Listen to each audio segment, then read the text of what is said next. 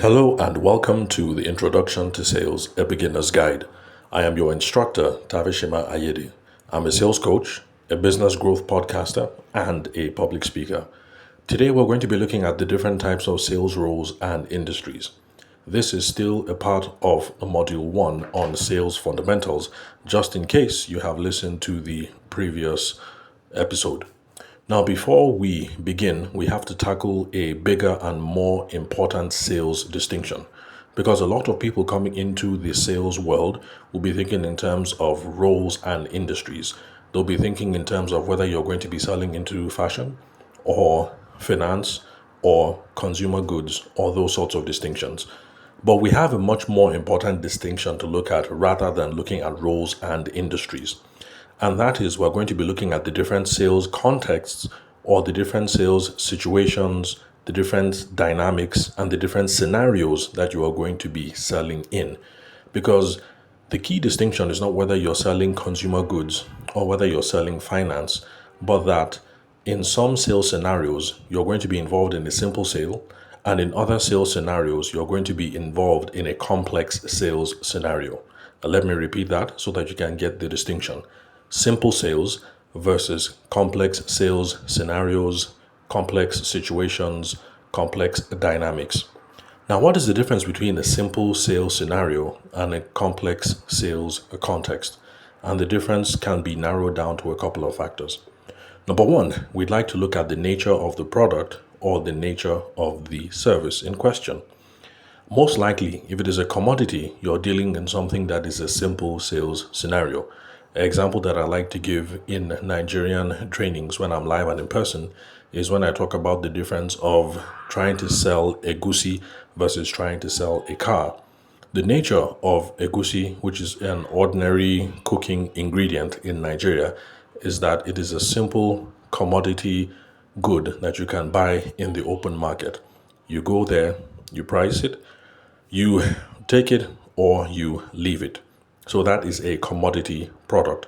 But there are some things that by their very nature are much more complex.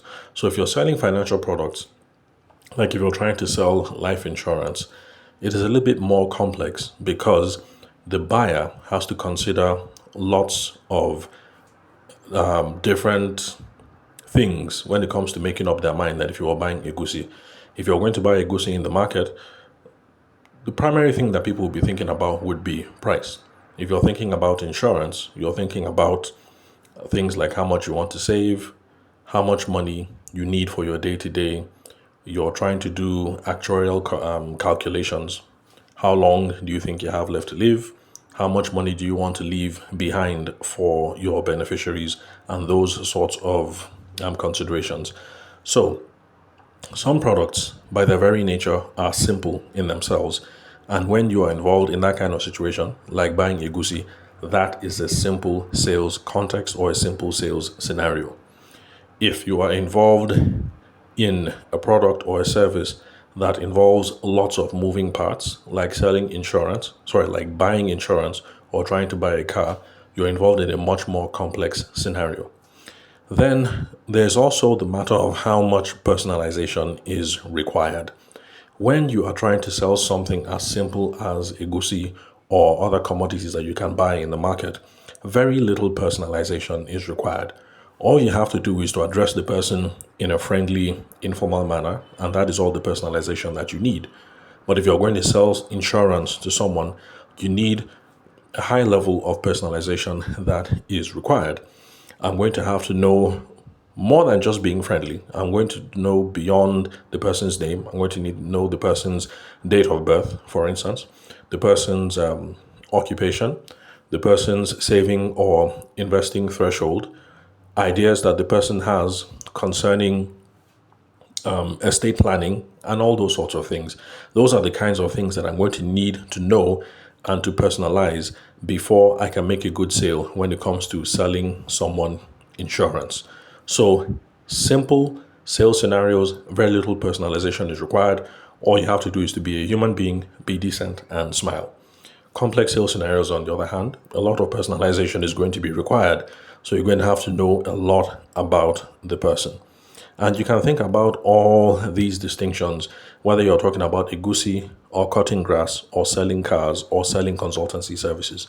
You can see that the nature of complexity changes as we move up the scope, and we can see that the level of personalization required also changes. If you're going to cut grass for someone, I guess all you need to know is the size of the land and a fair sense of how many man hours are required to cut it, or if you're going to use one of those motorized cutting implements, how much fuel that you need to cut it. Very little personalization is required there. But if you're going to sell consultancy services, that's a different ballgame altogether. It's going to be highly personalized according to their context, according to their needs, and according to the problems that they try to solve. Now, another distinction between simple and complex sales scenarios is this: the price. The more simple you are in a sales scenario, the more the price is going to be affordable or cheap, depending on how you look at it. Now, the more complex the scenario is, the more the price is going to be pricey or expensive, however it is that you choose to look at it. Back to the examples that we have discussed so far, we can see that whether we're talking about egusi or cutting grass or selling cars or selling consultancy services, we can see that there's a wide range of prices that we have to go through, from affordable all the way to expensive. Another key distinction between simple and complex sales is the number of parties that are going to be involved, or the number of people whose considerations ought to be sought when you are trying to close the deal. When you're trying to buy simple commodities like cooking ingredients or egusi, the number of parties involved are usually one, in most cases two. So if you send a hapless husband to the market to buy egusi, in this case, he is the only person whose decision has to be made. If he cannot quite make up his mind, he'll pick up his phone and he will call his wife. So from the point of view of the person selling egusi, you're normally dealing with one person. At most, you're dealing with two people.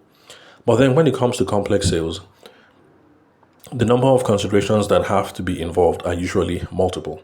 Now let's go back to the example of selling life insurance. Yes, you are talking to one person, the policyholder, whether it's the husband or the wife. Well, most likely, the policyholder might like to consult with his parents, her parents, or siblings, or spouse, or lawyer, or financial planner. You can see that the number of considerations that are being sought in this case increase and go higher and higher. So for simple sales scenario, one person, maybe two people max. For complex sales scenarios, the number of people that you have to consider, it increases. And it's the same if you are in real estate. The number of people that are to be considered increases because, yes, the person who is in front of you might be able to authorize the purchase himself or herself, but most likely they're going to want to consider a spouse, consider their financial situation, maybe speak to their own lawyer or their children, their siblings, those sorts of things. And then another thing that we have to consider when it comes to simple versus complex relationships is the necessity for relationships. Like I pointed out, for simple commodities, it's take it or leave it. If the price is 3,500 naira, you either can afford it or you can't. Take it or leave it. But then when it comes to selling much more complex things, there's a necessity for relationships to be maintained. Because if you buy a car from someone, you want to be able to claim a warranty, or you want to be able to call someone to complain when some things are not working out, to see if you can get some help in trying to make this your purchase run better. So the more complex the sales scenario is, the greater the need for maintaining relationships on the part of the buyer or on the part of the seller. In the next session, we are going to consider what the implications are for whether you have a simple sales scenario or a complex sales scenario. Thank you very much for your time and attention. I will catch you at the next episode.